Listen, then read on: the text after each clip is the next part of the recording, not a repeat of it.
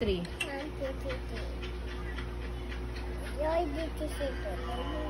I shall not want. He leads still waters. He restores my soul. He leads me in the path righteousness. You know what a by shadow is. No evil. For you, God, are with me. You comfort me in the presence. With oil, you anoint my head with oil.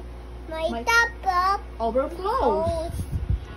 Surely, goodness and mercy shall follow me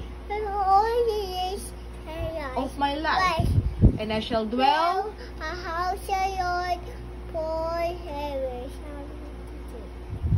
Ang galing talaga!